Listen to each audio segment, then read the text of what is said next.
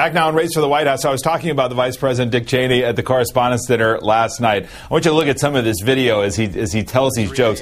He every time he delivered a punchline, he looked very, very impressed with himself. But I thought one of the great lines, where he tried to get serious for just a moment, he went on this litany of, I want to tell you that your work matters. I want to tell you that you sacrifice a lot and that you really try hard and all this. I want to tell you all those things, but I just can't bring myself to do it. In other words, he really doesn't like us. And he wasn't going to make any pretense about it. But here was the interesting, Joe. I was talking to Mo Rock a little bit afterward with Noah Oppenheim, our producer, and I was saying, what was that like sitting next to the vice president? Because he's not an easy guy to make small talk with. Apparently, they talked about Mo Rocca's book that he had written about presidential pets.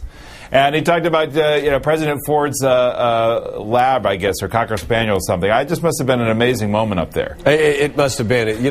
I've had an opportunity in past campaigns to sit down and talk to Dick Cheney behind the scenes. He's a very likable, relaxing person.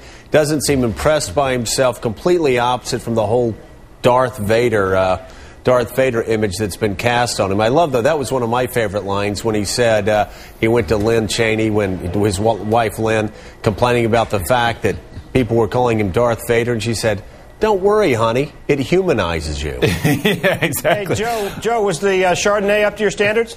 You know what? I'm a working class man. I don't know if you saw me, but I had some water, some bread, and then I actually help people serve you elitists.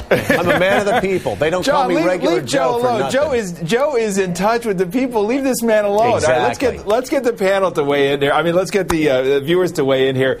I've had a chance to talk to the panel. You get your turn as well with your play date starting right now. And as you can see, Rachel Maddow, Harold Ford Jr., John Harwood, and Joe Scarborough with us. A lot of responses about the Democratic presidential debate yesterday. And let's start with Jim in Kentucky. He says this. At what point are we expecting presidential candidates to not have any kind of association with somebody of questionable character in their past? That I think is a fair question, Harold Ford Jr. When does guilt by association go a step too far? The American people are smart enough to distinguish between these things. If you have a close relationship with someone who has a very checkered, questionable past, and you didn't know them before that time, or you met them during that time, and you studied or grew the friendship. Voters are able to see through that, and I thought Barack handled that question fairly well last night. It was an interesting comparison he made between Tom Coburn, but I understood what he was trying to say, and I think voters get it. But Harold, if you ran for governor of Texas or ran for Senate again, people in Tennessee know you. If there's a questionable association, right, they go, we know Harold Ford. Maybe he hung out with a weird guy one summer when he was younger or whatever.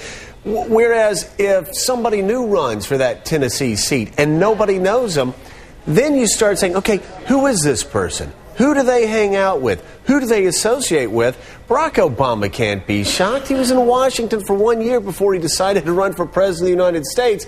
People don't know him. They know John McCain. They know Hillary Clinton. They don't know him. So who he associates himself with is that much more important to voters. That's why the Jeremiah Wright. That's why Jeremiah Wright has been such a big issue as well. Joe makes a good point, but I do think the caller's question dealt with how far back, how do we know, or how long can you punish a candidate or somebody running for office for a friendship? And at some level, I just think voters are able to get it. Jeremiah Wright will play bigger than the weather guy that was talked about last night. Associates and friendships become an issue when political opponents decide to make them an issue, and so we've talked about this before on this show. The Rachel, Jeremiah Wright. No, Rachel. It's all about defining. Joe, let me make my point, and then you can dismiss me. Let me make my point first.